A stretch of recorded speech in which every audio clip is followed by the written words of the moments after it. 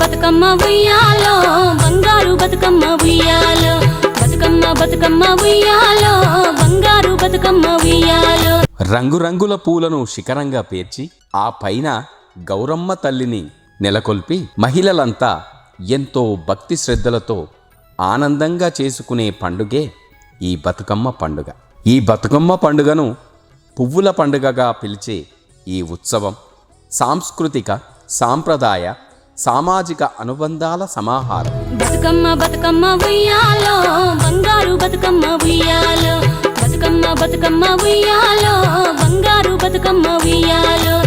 గ్రామీణ ప్రాంతాల్లో పూసిన పూలన్నింటిని సేకరించి ఇంద్రధనస్సులా పేర్చడం బతుకమ్మ వేడుకలో ప్రధాన క్రతువు. వాటిల్లో బంతి, చామంతి, గునుగు, సీతజడ, గుమ్మడి, తంగేడు, గడ్డిపూలు ఇలా అన్ని రకాల పూలను ఆ బతుకమ్మలో పేర్చుతారు.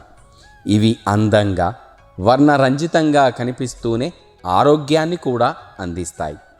గునుగు పువ్వులో ఎన్నో ఔషధ గుణాలు ఉంటాయి. బంతిపూలు ఎన్నో అనారోగ్యాలను నివారిస్తుంది. ఇక చామంతి కూడా కాల్షియం, పోలెట్, ఇనుము, జింకు వంటివెన్నో కూడా పోషకాలను అందిస్తుంది. వైరస్ను అరికట్టడంలో, గాయాలను మాన్పడంలో ఈ గడ్డి పువ్వు దోహదపడుతుంది.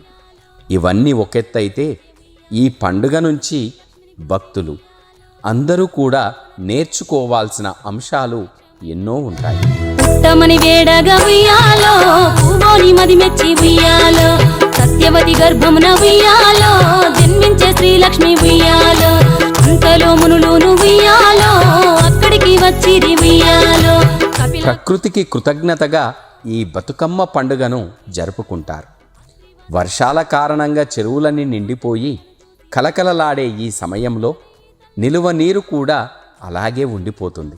తాగునీటి కోసం చెరువులపైన ఆధారపడే గ్రామీణులు ఆ నిలువ నీటిని స్వీకరిస్తే అనారోగ్యాలు తప్పవు. కాబట్టి దీన్ని అర్థం చేసుకునే మన పూర్వీకులు బతుకమ్మ పండుగలో భాగంగా ఆ పండుగకు ఉపయోగించిన పూలు, గౌరమ్మ పేరిట చేసిన పసుపు ముద్దను ఆ చెరువు నీటిల్లో కలిపే సాంప్రదాయాన్ని తీసుకువచ్చారు.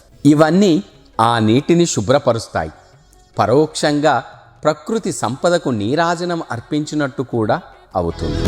తాను ధన్యుడంచు ఉయ్యాలో తన బిడ్డతో రాజు ఉయ్యాలో నిజ పట్టము కేగి ఉయ్యాలో నేల పాలించగా ఉయ్యాలో శ్రీ మహావిష్ణు. మహిళలకు ప్రాధాన్యం ఈ బతుకమ్మ పండుగ.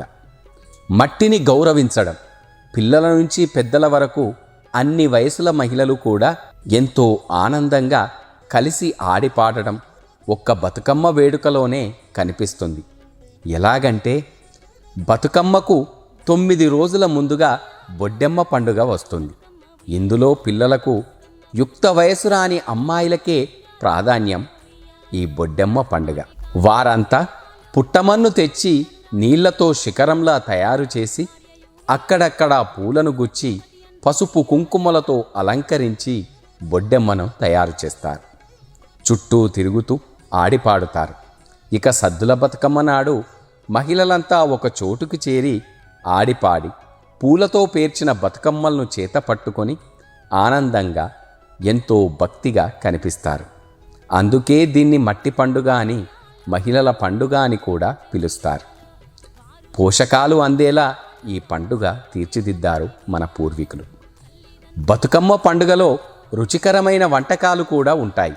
ముఖ్యంగా సద్దుల బతుకమ్మ అంటే దుర్గాష్టమి నాడు ఊరు వాడ చెరువుగట్టుకు వెళ్ళి అక్కడ బతుకమ్మల చుట్టూ తిరిగి ఆ తరువాత ఇంటి నుంచి తెచ్చుకున్న సద్దులను నివేదిస్తారు, ఇతరులకు పంచిపెడతారు. ఈ వంటకాల్లో పల్లీల పొడి, నువ్వుల పొడి, కొబ్బరి పొడి, సత్తుపొడి వంటివే ఎంతో భక్తిగా ఒకరికొకరు ఇచ్చిపుచ్చుకుంటారు.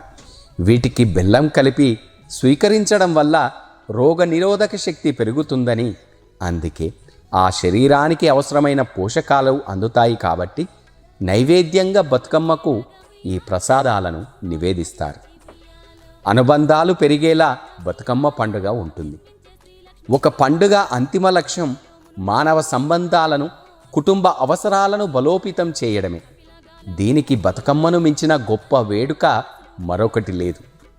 చదువు, ఉపాధి, వివాహం, ఉద్యోగం ఇలా వలసల వంటి కారణాలతో చాలామంది తమ సొంత ఊళ్ళు వదిలేసి వివిధ ప్రాంతాలకు వెళ్ళిపోయినా ఈ బతుకమ్మ పండుగ సమయానికి మళ్ళీ తమ స్వస్థలానికి తిరిగి వస్తారు. బంధువులంతా ఒక చోటికి చేరుతారు. వీటన్నిటి ద్వారా మానవ అనుబంధాలు మరింత పెరుగుతాయి. అందుకే బతుకమ్మ పండుగ అంటే అందరికీ ఎంతో ఇష్టం.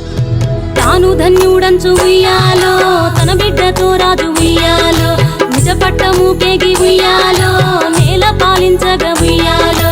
శ్రీ మహావిష్ణు ఈ బతుకమ్మ పండుగలో కథలే పాటలుగా పాడుకొని బతుకమ్మను పూజిస్తారు.